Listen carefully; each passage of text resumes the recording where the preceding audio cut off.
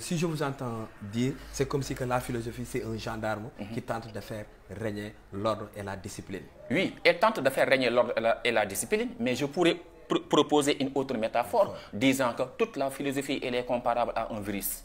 Un virus n'a pas de frontières. Elle s'intéresse à tout et elle touche à tout. Quand je dis que la philosophie elle est comparable à un virus, ça veut dire que je reviens à l'expression que j'ai utilisée tantôt, disant que la pensée philosophique elle est éclectique, panoramique et encyclopédique. Elle est éclectique, pourquoi? Parce qu'elle s'intéresse à toutes les opinions de la vie. Elle est éclectique, pourquoi? Parce qu'elle s'intéresse aux réalités de la vie. Elle est éclectique, pourquoi? Parce que la vie humaine, elle est parsemée de circonstances. Puisque notre existence est parsemée et remplie de circonstances, mais ces circonstances peuvent être heureuses ou malheureuses. Mais quelle que soit la situation, quelle que soit la situation que nous traversons, quelles que soient les circonstances qui bouleversent et qui tenaillent notre vie, nous devons être forts, mais également, nous devons utiliser notre réflexion.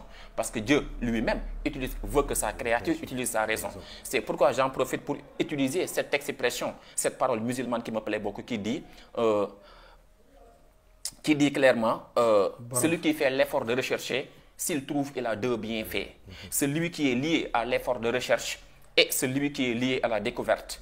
S'il ne trouve pas ou s'il se trompe, il a au moins un bienfait, celui qui récompense l'effort de rechercher. Ça veut dire quoi? Si nous sommes d'accord que la philosophie, c'est la quête de la vérité, et la quête de la vérité a toujours été une préoccupation fondamentale dans l'existence humaine.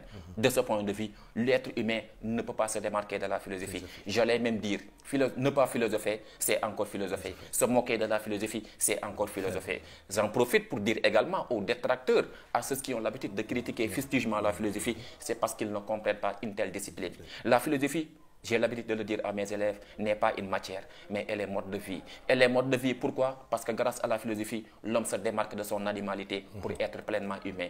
Elle est mode de vie, pourquoi? Parce que grâce à la philosophie, l'homme parvient à convertir son instinctivité en humanité. Elle est mode de vie, pourquoi? Parce que grâce à la philosophie, l'homme s'humanise. Grâce à la philosophie, l'homme parvient à avoir un comportement caractérisé par la vertu. Grâce à la philosophie, l'homme parvient à avoir un comportement caractérisé par l'ataraxie, pour reprendre l'expression des philosophes stoïciens qui nous disent clairement abstiens-toi et supporte.